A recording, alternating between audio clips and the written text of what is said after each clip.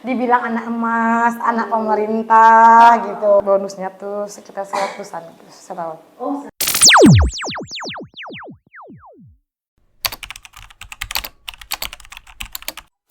Assalamualaikum warahmatullahi wabarakatuh. Halo Sobat Migran, jumpa lagi dengan kami BP3MI Sumatera Barat dalam program Otak Saja, obrolan kita dengan santai Job PMI. Bersama saya Atit yang akan menemani Sobat Migran dalam beberapa saat ke depan. Sobat Migran, pada program kali ini kita akan ngobrol santai dan seru dengan bersama pekerja migran Indonesia asal Sumatera Barat. Nanti kita akan mengulik sharing mengenai tips, motivasi, dan berbagai pengalaman mereka selama bekerja di luar negeri. Oke, hari ini kita akan ditemani oleh tamu kita yang berasal dari program di Jepang bersama. Selamat datang Nanda. Gimana kabarnya? Sehat? Alhamdulillah sehat. Sehat. Ini pertama kali ini acara program dari kami. Jadi Nanda sebagai tamu pertama. Terima kasih ya. Sudah datang ya. Terima kasih telah mengundang. Iya, sama-sama. Oke. Nanda sekarang harusnya di Jepang. Iya. Tapi datang ke sini lagi cuti lagi gimana? Kebetulan lagi cuti dan iya. Udah berapa lama di sini? Kebetulan saya ngambil cuti 1 tahun dan insya Allah Beni tanggal 11 berangkat lagi ke Jepang. Oh, berarti di sini udah hampir setahun. Udah hampir setahun. Ya. Oh, gitu. Oke, Bu Nanda boleh dulu perkenalkan diri dulu biar Sobat Migran juga tahu siapa sih tamu kita hari ini. Oke. Minasan konnichiwa. Hajimemashite, watashi no namae wa Nanda Wahyu Tomushimasu. Dozo yoroshiku onegai itashimasu. Perkenalkan, nama saya Nanda Wahyu.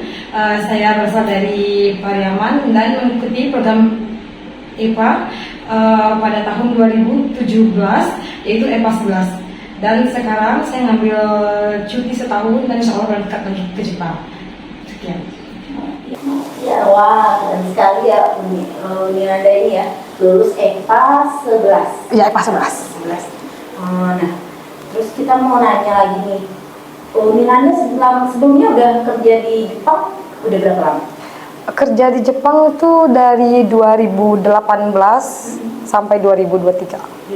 Ya. Sebelumnya udah ada pulang, ada balik gitu? Alhamdulillah karena mengikuti program G2G ya. Jadi setiap tahun saya dapat cuti, saya tiap tahun balik ke Indonesia. Seru banget tuh Sobat Migran, karena biasanya kan kalau untuk perantau itu kan pulang kampung itu emang sulit, kan memang susah banget ya gitu ya. Oke, Nanda kan sebelumnya itu bekerja ke luar negeri, itu ke Jepang itu lihat program apa sih, gimana sih mekanismenya? Coba bisa ceritain dulu. Saya bekerja di sana melalui program G2G Jepang, yaitu program BP2MI ya sekarang. Terus sebelumnya saya dapat informasi itu dari internet. Karena dulu di Padang belum ada ya gitu ya, terus nyari ke Bandung. Ya alhamdulillah dari Bandung melalui Bahana, dan di sana disupport dan dibimbing ya. Sempat gagal matching juga awalnya sih. Sempat gagal matching juga awalnya. Berapa kali gagal? 1 kali doang. Jangan sering-sering. 1 kali doang. Jadi alhamdulillah tetap dibimbing kan. Pas tahun 2017 ikut lagi. Alhamdulillah matching dan 2018 berangkat. 2018. Berangkat 26. Nah itu kan kalau ini orang Minang, kan ini Nanda orang Pariaman pasti orang Minang. Jadi itu orang Minang itu kalau anak gadis itu pantang pergi merantau. Apalagi merantau jauh. Nah itu gimana sih keluarganya gitu? Bisa ngizinin biar bisa berangkat ke Jepang? Ada lagi ceritanya kan? Ya itu ceritanya. Coba Sobat Migran pasti penasaran nih.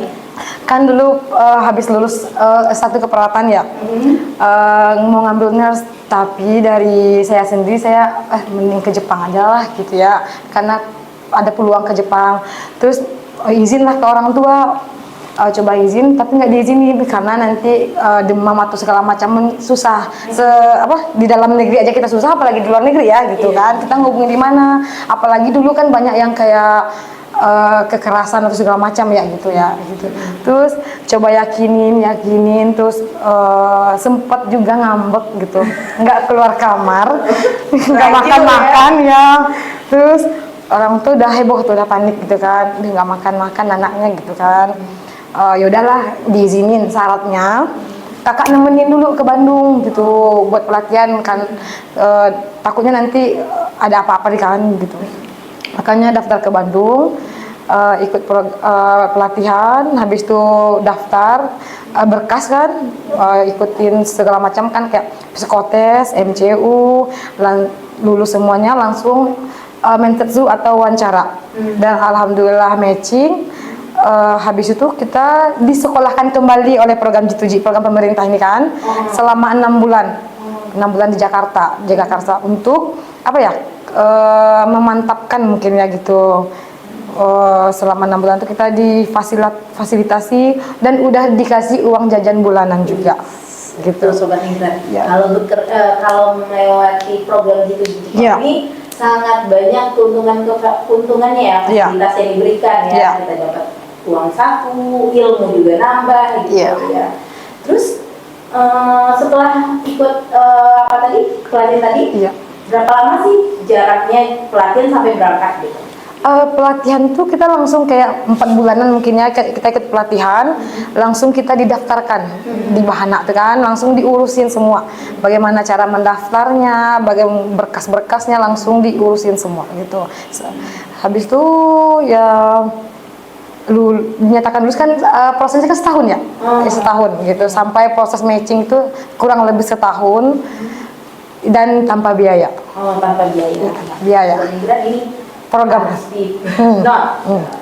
tanpa biaya. Kalau program yang ikut program G2G Jepang.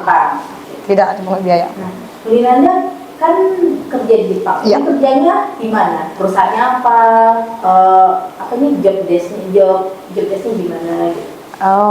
Saya bekerja di Chiba, di salah satu Shisetsu atau panti lansia di Rosenvilla Fujiwara. Nah itu sebelumnya sempat pindah-pindah juga atau gimana? Atau stay itu kan lama tuh Nanda di situ gitu kan? Ada pindah-pindah gimana? Enggak, stay di sana aja. Nyaman di sana. Oh udah nyaman di sana ya. Oke. Nah kalau di sana teman-teman di sana gimana? Kan ada orang Jepang juga, ada orang kita juga gitu. Nah itu bagaimana selama di sana pengalaman kerjanya? Iya, alhamdulillah ya. Gimana ya? Orang Jepang tuh juga apa ya? Sangat-sangat ramah juga gitu. Dia sangat menghargai kita juga. Jadi ya kalau kita dari nol ya, kan dari nol, dari nggak di Indonesia pun belum pernah ada pengalaman kerja loh gitu. Lulus kuliah langsung kerja di Jepang gitu. Jadi banyaklah hal yang kayak apa ya, kekhawatiran dalam diri pasti banyak gitu. Cuma alhamdulillah mereka juga membimbing dengan sabar gitu kan. Ya nggak ada apa ya, kayaknya apa semuanya kayak minusnya nggak ada lah gitu kayak gitu. Kalau yang saya alami ya gitu. Ya di situ ada nggak bully? Emang benar-benar mereka memang mengayomi kita, walaupun kita itu warga asing ya, mereka nggak beda-bedakan ya. Nah itu kan Unilanta ini pakai jilbab nih. Nah di sana kan mayoritas penduduknya itu kan non-muslim. Nah bagaimana tanggapan mereka terhadap pekerja-pekerja migran Indonesia yang memakai hijab? Terus gimana kalau yang nyari makanan halal di sana gimana? Itu gimana ya? Di Jepang tuh mereka memang non muslim tapi mereka attitude-nya sangat-sangat bagus sekali karena sangat menghargai kita. Dia juga memperbolehkan kita pakai hijab dan memberikan waktu kita juga untuk sholat 5 waktu. Oh gitu. Dia kan kita ada jam istirahat tuh. Jadi dia milih kalau misalnya kayak saya ya, ini pengalaman saya pribadi ya. Kalau misalnya waktu sholat zuhur, saya setiap jam 12-an itu kan, berarti saya ambil semua. Tapi kalau dinas pagi gitu kan. Tapi kalau dinas siang, pas asar sama maghribnya nanti saya bagi jam istirahatnya gitu, diperbolehkan. Kalau dinas malam nanti pas subuhnya berarti gitu, diambil 15 menit. Jadi mereka sangat apa ya, sangat menghargai gitu lah. Sangat menghargai. Iya. Jadi disitulah toleransinya kuat. Bukan cuman apa ya, omong-omong aja. Oh bukan. Nah, di sana yang bareng sama Mi Nanda di kerja itu juga ada orang Indonesia juga. Ada. Apa tau ada warga negara asing lain nggak gitu? Ada juga Vietnam, Cina, apa lagi? Vietnam, Filipina ada juga. Ada. Nah, gimana sama teman-teman yang warga asing lainnya tuh gimana? Ya karena kita apa ya, sama-sama dari nol semua ya bahasa Jepangnya. Ya kita ya saling menguatkan, saling mengayomi, saling belajar, bekerja sama aja lah gitu, saling kalau kita nggak tahu dia ngasih tahu saya, kalau saya yang nggak tahu dia ngasih tahu, kita saling apa ya, ya bekerja sama aja lah gitu. Itu gimana ya, di tempat kerja tuh kita yang dibutuhkan teamwork gitu, ya gitu, profesional gitu. Jadi Walaupun ada dikit mungkin yang kayak miskomunikasi, pasti ada ya di dunia kerja ya. Iya. Cuman kita bisa menyelesaikan kembali hari itu juga. Ya, kalau jangankan untuk di luar negeri Iya. yang beda-beda suku bangsanya Iya. ya, sedangkan kita di dalam negeri aja itu sudah pasti ada yang Iya. ada selek antar teman atau gimana. Nah, tapi di situ ya karena tadi tuh toleransi itu berarti Iya, tadi ya. toleransi. Oke. Nah, itu sobat migran, bagi teman-teman sobat migran yang ingin bekerja di luar negeri, jangan khawatir karena di sana masih masih terjamin toleransinya dalam penggunaan hijab dan makanan halalnya gimana? Oh di Jepang udah sangat banyak sekali makanan halal, warung Indonesia dan ramen halal, makanan Jepang yang halal pun juga sudah banyak di sana. Oh, gitu. Alhamdulillahnya. Bahkan masjid-masjid pun juga udah mulai ramai dibangun. Dan kalau nggak salah ya di Osaka udah diperbolehkan azan, kalau nggak salah udah diperbolehkan. Lebih azan. Iya kalau nggak salah, cuman nanti dikoreksi lagi. Ya kalau Iya kalau salah gitu. Oh, iya. Nah itu sebelumnya kan tadi ada cerita-cerita pas sebelum on cam gitu. Iya. Itu kan ada cerita tentang program ujian negara. Iya. Apa sih? Ujian negara itu ujian Kaigo Fukushiki namanya. Jadi selama persyaratannya tuh setelah 3 tahun bekerja. Kalau kita udah lulus ujian negara, maka kita bebas buat bawa keluarga, bawa suami atau anak pakai visa kita sendiri. Dan ya apa ya? Kita udah nggak terikat kerja kontraknya 3 tahun, 2 tahun, nggak harus lagi gitu. Oh gitu. Ya. Jadi itu kita bisa stay di situ berapa lama kita Mau maksimal gitu. kalau udah lulus di negara, kapanpun, sampai kapanpun, Oh bisa boleh stay di situ. sampai kapanpun. Jadi Mbak Nanda kapan mau bawa calonnya? Insya Allah doain ya. Gitu. Nggak tahu. Iya. Dan kelebihan program G2G itu ya, apa ya? Kita sering disebut ya, nggak tahu ya pengalaman saya pribadi ya. Iya, Dibilang ya, makin semangat ya, nih. dibilang anak emas, anak pemerintah gitu. Ya saya ngerasain sendiri ya melalui program G2G ini. Di tempat kerja pun kita gimana ya? Kita dimanja tapi kita bukan manja. Jadi kayak fasilitas dilengkapin, apa lagi ya? Belajar support untuk ujian negara juga dilengkapin, apapun kebutuhan kayak Nanda Sang maunya belajar kayak gimana gitu kan, sampai kayak di tempat saya ya yang dulu 10 hari kerja, 10 hari sekolah, 10 hari libur. Jadi pas misalkan sensei atau guru saya nggak datang ya pas jam belajar, tidak disuruh masuk kerja, tetap mandiri. Jangan walaupun kekurangan misalnya kekurangan tenaga kerja di tempat kerja kan, kita nggak boleh diganggu. Biarin, pokoknya nggak boleh. Itulah kelebihan G2G ya.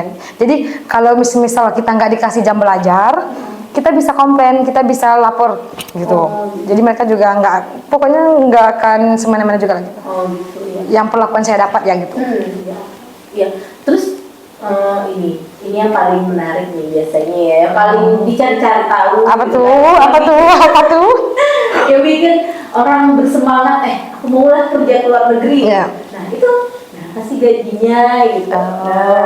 Alhamdulillah cukup bikin rumah, Masya Allah. cukup beli mobil, ya, cukup umrohin keluarga ya, dan alhamdulillah juga udah umroh juga. Masya Allah. Tuh. Terus digitnya berapa digit gitu? Gak mau nyebutin angka gitu. Ya mungkin perkiraan berapa? Perkiraan ya. Rank untuk tahap awal. Ya ada yang ini bermacam-macam ya. Yang saya ya yang awal-awal tuh kan yang kayak 15 sampai 20-an yang awal, tapi setelah lulus juga ada 20. Itu udah bersih ya kalau itu ya. Kalau 20 ke atas gitu. Terus bonus, yang enaknya di Jepang tuh bonus. Oh gitu. Kalau saya pribadi dapat bonus 3 kali setahun. Di bulan 3, bulan 6 dan bulan 12. Ya sekitar 60-an lah mungkin bonusnya gitu setahun. Dan satu tahunnya. Bonusnya. Juta. Yang baru ini ya insya Allah ya bonusnya tuh sekitar 100-an gitu, setahun. Oh 100-an. Insya Allah ya. Oke, Sobat Migran itu ya. Jadi semoga Sobat Migran makin terpacu, termotivasi lagi buat bekerja ke luar negeri, makin semangat belajarnya ya. Karena kalau nggak mau belajar, nggak mau upgrade ilmu gitu ya, pengalaman ilmunya gitu, nanti bakalan stuck di situ aja gitu. Nggak sukses gitu. Ya, terus nggak bakal jadi juga kan. Nah, biar jadi PMI yang terampil dan profesional tentunya ya. Nah, itu kan boleh nggak sharing pengalaman kerjanya gitu, pengalaman kerjanya nih pas lagi kerja apa sih suka dukanya gitu. Mungkin menghadapi pasien pasien yang tantrum gitu ya. Ya sukanya apa ya, kan sama pasien itu kan, kalau saya kan bagian lansia, sukanya tuh kadang dia bertingkah seperti kekanak-kanakan, jadi kita ada lucu, jadi ketawa gitu kan. Kadang ada juga salah satu pasien ya, dan dia mau pergi ke TK lah, dia minta, kalau enggak dia bertingkah seperti anak-anak belum makan padahal habis makan, jadi lucu gitu. Kalau dukanya tuh apa ya, mungkin capek mental kali ya, kayak jauh dari keluarga gitu ya. Kadang kita lagi stres atau homesick mungkin, terus pas kerja juga kadang ngaruh ke kerjaan. Cuman bagaimana caranya kita harus profesional juga gitu. Mengatur gimana emosional, gimana kita menghadapi teman ataupun pasien. Karena kalau lagi cewek ya otomatis kalau lagi PMS, dia bawanya lagi gondok aja taunya ini pasiennya lagi banyak maunya gitu. Nah itu kita harus bisa ya manage itu ya. Nah itu ada, kalau saya dulu pernah dengar cerita itu kayak sampai nyanyi gitu, sampai ajak-ajak lansianya emang gitu ya. Yang kelebihan juga kerja di lansia di tempat saya ya, kita tuh juga ada kayak ada jalan-jalan sama pasien gitu. Kayak gitu. Nanti kayak ke Tokyo Disneyland, kita bawa pasiennya juga kan, sama keluarga pasien juga ada. Terus ada kayak acara-acara di tempat kerja juga ada, kayak acara-acara yang Jepang punya Tanah Bata misalnya, banyak lagi pokoknya Hanamian atau apapun itu, banyak setiap bulan pasti ada gitu. Biar menghilangkan jenuh, pokoknya segimana mungkin pasien tersebut tidak stres atau jenuh mungkin gitu ya. Happy gitu, bagaimana gitu. Ya karena mereka di situ kan tinggalnya nggak ada keluarga gitu ya. Karena apalagi di situ memang masa tuanya tuh memang mereka lebih memilih untuk tinggalnya di Patibeda. Kalau di sini Patibeda ya. Tidak kayak kurang anaknya kurang ajar gitu ya. Kalau sana justru enggak. Karena apa? Panti lansia di sana tuh fasilitasnya sangat-sangat oke gitu. Mereka semua cukup dari segi segi pakaian, makanan, semuanya, kayak terapi, ada terapi 2 kali seminggu juga ada, kayak dokter gigi, dokter kulit juga ada gitu. Oh gitu. Nah, itu pekerjaannya seperti apa sih di sana? Apakah memandikan pasien lagi atau gimana sih? Bisa di-share nggak cerita? Gimana gitu nih kerjanya? Tergantung, kalau kebutuhan pasiennya, tergantung kebutuhan. Kalau pasien kita bisa mandiri, kita cuman kayak memandu gitu kan. Kita liatin kalau sekira ada bahaya atau apa, kita langsung kayak menghindari dia dari bahaya tersebut kan. Tapi kalau dia butuh bantuan khusus kayak di kursi roda, ya kita bantu dia kayak buat mandi, buat ke toilet, makan kayak gitu. Ya tergantung kebutuhan mereka masing-masing. Selama di Jepang nih, itu tinggalnya di mana? Apakah tinggal ada punya asrama sendiri atau di rumah, atau kalau di sini ngekos gitu? Gimana tuh? Itu lagi kelebihan program G2G ya. Saya juga tahu, saya nggak tahu. Banyak nih program G2G, kelebihan. Iya, kekurangannya saya nggak tahu juga. Jadi kelebihannya tuh Pas nyamper Jepang saya hanya bawa koper doang isi baju dan semua kelengkapan fasilitas saya itu udah disediain sama pihak perusahaan gitu. Oh gitu. Baik dari semua. Bahkan laptop, handphone juga dikasih. Sampai kartu-kartu juga dikasih, internet. Mau banget. Boleh tuh dapat fasilitas untuk kalau kerja nggak kerja dapat gaji juga, kalau lagi dapat pelatihan dapat gaji juga, dapat fasilitas gitu, laptop. Nah, saya bawa pulang tuh. pulang ya, dikasih kita sampai bawa pulang. Juga kita. Nah, berarti itu tinggalnya di asrama bareng-bareng sama teman-teman. Enggak, tergantung dari itu, mungkin tergantung dari perusahaan ya. Oh, gitu. Kalau saya sendiri itu sendiri di rumah, apartemennya gitu. Oh, jadi disewain apartemen gitu. Ada sendiri, ada 2 kamar gitu saya. Gitu. Jadi bukan, saya mikirnya kayak asrama gitu. Mungkin ada beberapa juga asrama, tapi kalau saya pribadi disediain apartemen 2 kamar, dan di belakangnya ada pohon sakura tuh banyak. Yes, ini ya. Pohon sakura. Lah ya. Iya. Oke. Nah, selama di Jepang nih, kan udah 3 tahun ya di Jepang. 6. 6 ya, sorry. Nah, 6. Itu udah kemana aja sih? Ya nggak banyak sih, alhamdulillah udah ke Osaka, Kobe, Kyoto, Nara, lagi ya, Yokohama, lupa ke ya sedikit banyak ke sana lah gitu, ke Saitama, udah banyak.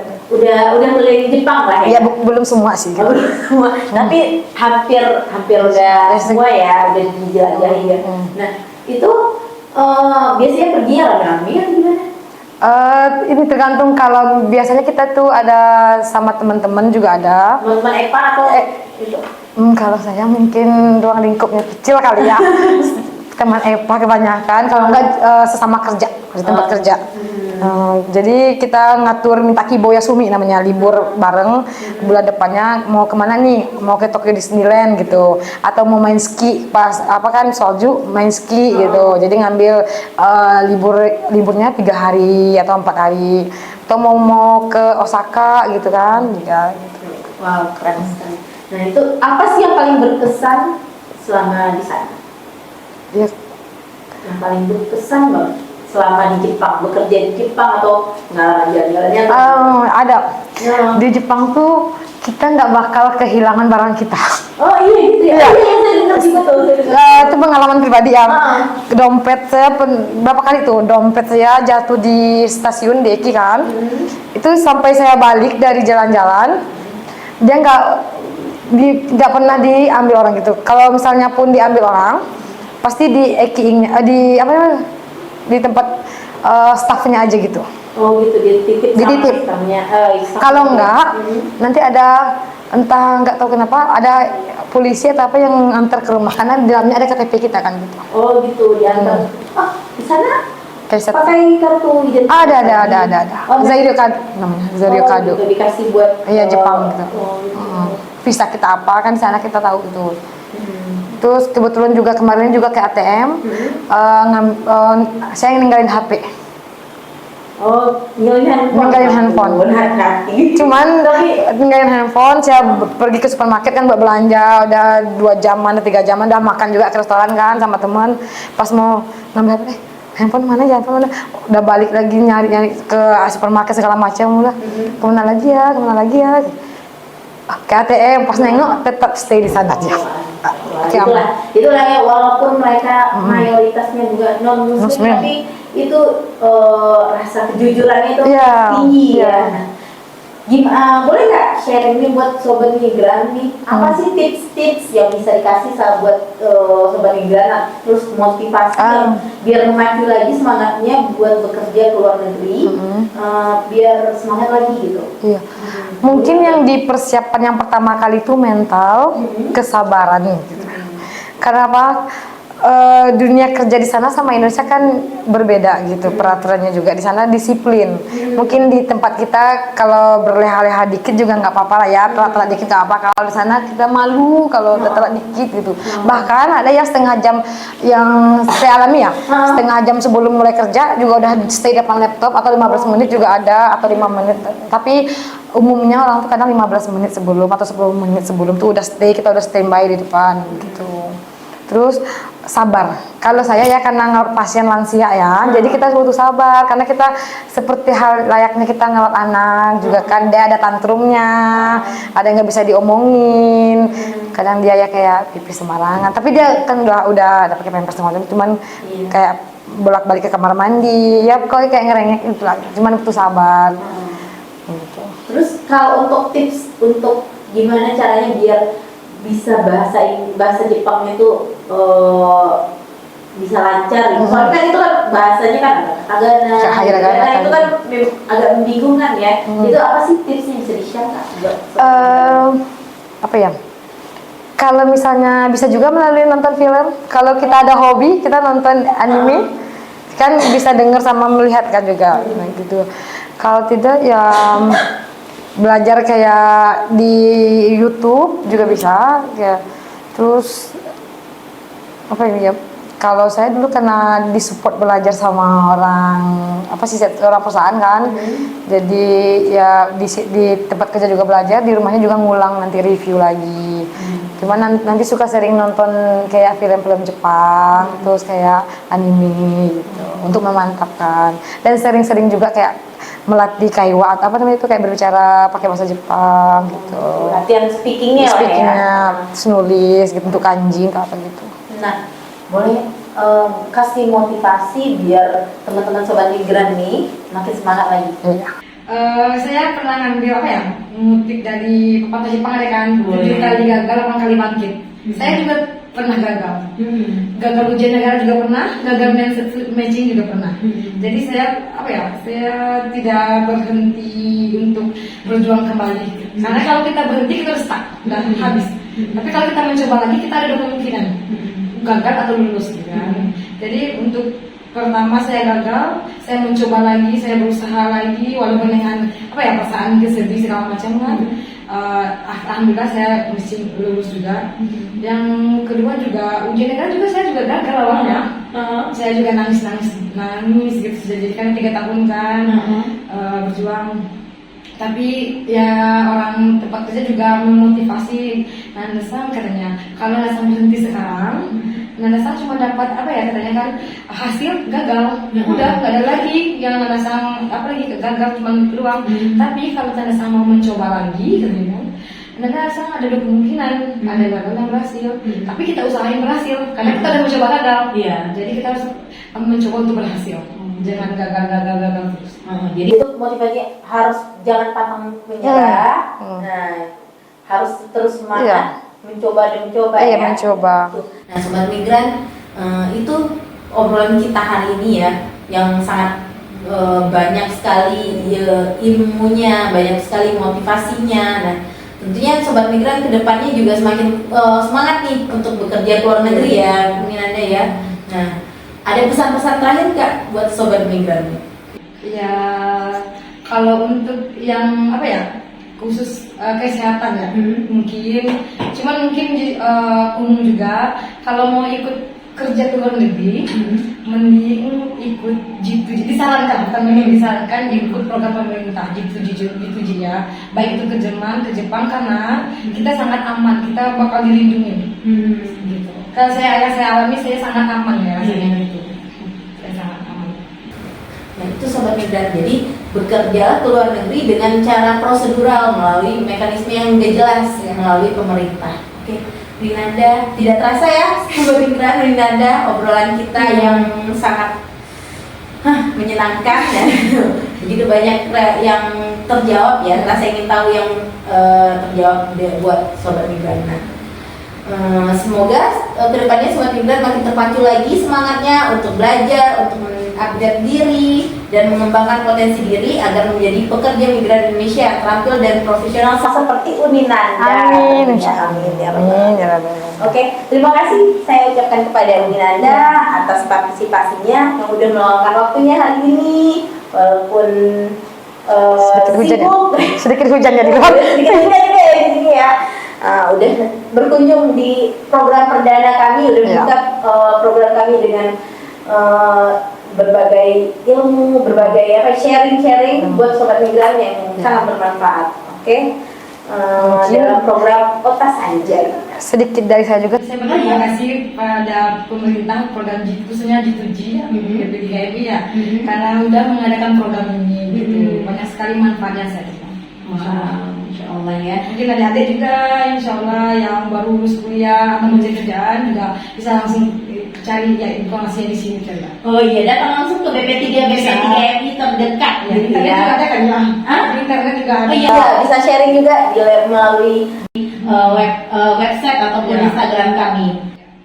Terima kasih juga buat sobat migran yang sudah mantengin obrolan seru kita kali ini. Semoga obrolan kita semakin membuka wawasan dan motivasi buat sobat migran semua. Nah, jadi sobat migran makin upgrade dirinya, makin banyak nih ilmu yang bermanfaat, terus juga makin termotivasi untuk bekerja ke luar negeri, khususnya ikut program gitu di Jepang ya, dunia nanti ya. Nah, oke, biar sobat migran menjadi pekerja migran Indonesia yang terampil dan profesional. Oke, jangan lupa like, komen, dan subscribe YouTube channel kami BP3MI Sumatera Barat untuk obrolan dan informasi peluang kerja lainnya. Nah, saya Atit sebagai host. Kali ini mohon maaf jika ada salah kata. Sampai jumpa di Otta Sanjay di episode selanjutnya. Wassalamualaikum warahmatullahi wabarakatuh.